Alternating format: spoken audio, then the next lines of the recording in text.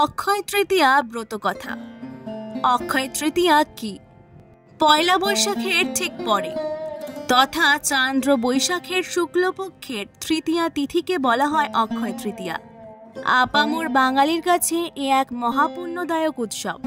বলা হয় এদিন সূর্য ও চাঁদ উভয়ের ঔজ্জ্বল্য একেবারে তুঙ্গে থাকে। তাই যা কিছু শুভ, মঙ্গলজনক ও ভবিষ্যতের অবলম্বন তা এই দিনেই শুরু করে থাকেন সনাতন ধর্মাবলম্বী মানুষ। সামাজিক উৎসবের পাশাপাশি দোকানে দোকানে চলে পুজো, হালখাতা, নতুন লক্ষ্মী গণেশ, খরিদ্দারকে মিষ্টির প্যাকেট আর ক্যালেন্ডারের প্রদান। কিন্তু এ তো গেল লোকাচারের কথা। আমরা কয়জনই বা জানি অক্ষয় তৃতীয়ার মাহাত্ম্য? কেন পালন করা হয় অক্ষয় তৃতীয়া? কি ঘটেছিল অক্ষয় তৃতীয়াতে? কেনই বা এমন নাম হলো এই তিথিটির? আসুন জেনে নিই অক্ষয় তৃতীয়া আসলে কি। মানুষের জীবনে অক্ষয় তৃতীয়ার মতো সুবর্ণ তিথি আর নেই বললেই চলে। এই তিথিতে রোহিণী নক্ষত্র ও শোভন যোগ সবচেয়ে শুভ বলে মনে করা হয়। সনাতন বিশ্বাস মতে অক্ষয় তৃতীয়ায় বিষ্ণুর পুজো করলে সম্পদ বৃদ্ধি হয়। একই সঙ্গে বিষ্ণু ও শিবের পুজো করলেও শুভ ফল পাওয়া যায়। গঙ্গায় স্নান করতে যাওয়া সম্ভব না হলে বাড়িতে গঙ্গা জলে স্নান করার পর বিষ্ণু মূর্তিতে মাখাতে হবে চন্দন, এর সঙ্গে দিতে হবে তুলসী পাতা, সম্ভব হলে বেল ফুলও দেওয়া যেতে পারে। এছাড়া দুধ, দই, ঘি, মধু ও চিনি দিয়ে পঞ্চামৃত তৈরি করা যেতে পারে। অক্ষয় তৃতীয়ার পুজোর ফর্দের মধ্যে রয়েছে সিঁদুর, পঞ্চগড়ি, পঞ্চজ্ঞ, তিল, হরিতকি, ফুল, দুব্বা, তুলসী, বিল্লপত্র, ধূপ, প্রদীপ, ধুনা, মধুপর্ক, বাটি, আশানাঙ্গুরীয়, দই, দুধ, চিনি, ঘি, পুজোর জন্য কাপড়, শাড়ি, নৈবেদ্য, কুচো নৈবেদ্য, সভোজ্য জলপূর্ণ ঘট, বস্ত্র, পাখা এবং দক্ষিণা। তবে কাঙ্ক্ষিত ফল লাভের জন্য পরপর 8 বছর ব্রতটি উদযাপন করতে হয়। পুরাণ অনুযায়ী মহাভারতে পাণ্ডবরা যখন নির্বাসনে 13 বছর কাটিয়ে ফেলেন, তারপর একদিন ঋষি দুর্বাসা তাদের আস্তানায় প্রবেশ করেন। দ্রৌপদী তাকে অক্ষয় পাত্রে খেতে দেন। এই আতিথেয়তায় মুগ্ধ হয়ে দুর্বাসা বলেন, আজ অক্ষয় তৃতীয়া, আজ যে ছোলার ছাতু, গুড়, ফল, বস্ত্র, জল ও দক্ষিণা দিয়ে বিষ্ণুর পুজো করবে সে সম্পদশালী হয়ে উঠবে। বৈদিক বিশ্বাসানুসারে এই পবিত্র তিথিতে কোনো শুভ কার্য সম্পন্ন হলে তা অনন্তকাল অক্ষয় থাকে। যদি ভালো কাজ করা হয় তার জন্য আমাদের লাভ হয় অক্ষয় পুণ্য, আর যদি খারাপ কাজ করা হয় তবে লাভ হয় অক্ষয় পাপ। তাই এদিন খুব সাবধানে প্রতিটি কাজ করা উচিত। খেয়াল রাখতে হবে ভুলেও যেন কোনো খারাপ কাজ না হয়ে যায়, কখনো যেন কটু কথা না বেরোয় মুখ থেকে, কোনো কারণে যেন কারো ক্ষতি না করে ফেলি বা কারো মনে আঘাত দিয়ে না ফেলি। তাই এদিন যথাসম্ভব মৌন থাকা জরুরি। আর এদিন পূজা, জপ, ধ্যান, দান, অপরের মনে আনন্দ দেওয়ার মতো কাজ করা উচিত। যেহেতু এই তৃতীয়ার সব কাজ অক্ষয় থাকে, তাই প্রতিটি পদক্ষেপ ফেলতে হয় সতর্কভাবে। এই দিনটা ভালোভাবে কাটানোর অর্থ সাধন জগতের অনেকটা পথ একদিনে চলে ফেলা। প্রশ্ন হচ্ছে, কি ঘটেছিল অক্ষয় তৃতীয়ার পুণ্য লগ্নে? কুবেরের ধন ঐশ্বর্যের কথা কে না জানে। বলা হয় এই দিনই কুবেরের তপস্যায় তুষ্ট হয়ে মহাদেব তাকে অতুল ঐশ্বর্য প্রদান করেন। কুবেরের লক্ষ্মী লাভ হয় বলে এদিন ভৈরব লক্ষ্মীর পুজো করা হয়। এই দিনই বন্ধু সুদামা ও দ্রৌপদীকে অক্ষয়পত্র দিয়ে ধন সম্পদে ভরিয়ে দিয়েছিলেন ভগবান শ্রীকৃষ্ণ।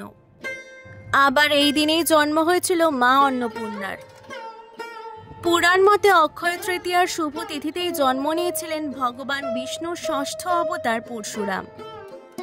এই দিনই দুঃশাসন দ্রৌপদীর বস্ত্রহরণ করতে যান এবং সখী কৃষ্ণাকে রক্ষা করেন ভগবান শ্রীকৃষ্ণ। শরণাগতের পরিত্রাতা রূপে এদিন ভগবান শ্রীকৃষ্ণ দ্রৌপদীকে রক্ষা করেন। বলা হয় তীর্থঙ্কর ঋষভনাথ এই দিনেই তার 1 বছরের উপবাস ভঙ্গ করেছিলেন। আবার এই দিনেই মহাভারতের রচনা আরম্ভ করেছিলেন মহর্ষি বেদব্যাস ও গণেশ। বলা হয় মহর্ষি বেদব্যাস হিমালয়ের এক পবিত্র গুহায় তপস্যা করেছিলেন। তখনই মনে মনে রচনা করেন মহাভারত। তিনি চেয়েছিলেন এই মহাকাব্য সিদ্ধিদাতা গণেশই লিপিবদ্ধ করুন। সিদ্ধিদাতা গণেশ তাতে রাজি হন। কিন্তু শর্ত ছিল গণেশ একবার লেখা শুরু করলে তা শেষ না হওয়া পর্যন্ত বেদব্যাস তার আবৃত্তি থামাতে পারবেন না। সেই শর্তের পাল্টা শর্ত রাখেন বেদব্যাস। তিনি বলেন একটি শ্লোকের মর্মার্থ না বুঝে গণেশ সেটি লিখতে পারবেন না। গণেশ সেই শর্তে রাজি হয়ে যান।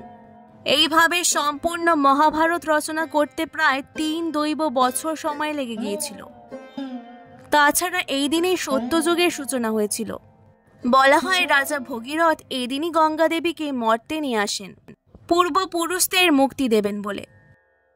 অক্ষয় তৃতীয়া পুরীর জগন্নাথ দেবের মন্দিরেরও একটি তাৎপর্যপূর্ণ দিন।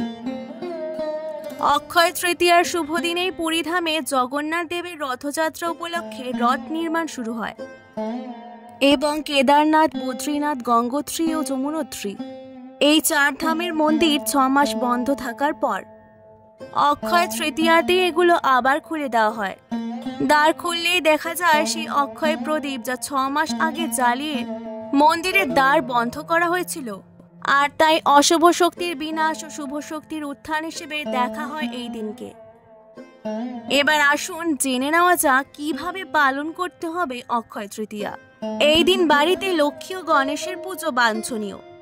লাল শালু কাপড়ের ওপর লক্ষ্মী ও গণেশের মূর্তি রেখে পুজো করা, ঠাকুর ঘরে সারা রাত ব্যাপী ঘিয়ের প্রদীপ জ্বালানো ইত্যাদি ছাড়াও গৃহপ্রবেশও করা যেতে পারে অক্ষয় তৃতীয়ার পুণ্যক্ষণে। বাস্তুশাস্ত্র বলছে পূজা অর্চনার সময় গণেশের 2টি একই ধরনের ছবি বাড়িতে রাখলে তা মঙ্গলদায়ক। সমস্ত নিয়ম মেনে এই দিনে ব্রত পালন করলে সকল সমস্যা থেকে মুক্তি লাভ হয়।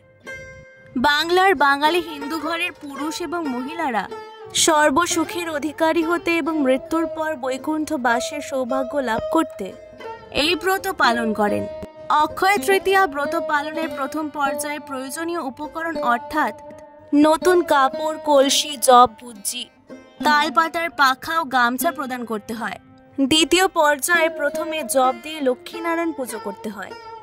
তারপর ভুজ্জি, জল ভরা কলসি, তালপাতার পাখা, গামছা বা নতুন কাপড় ব্রাহ্মণকে প্রদান করতে হয়। এছাড়াও এই তিথিতে সিদ্ধিদাতা গণেশকে দিনে 2 বার আরাধনা করতে হয়।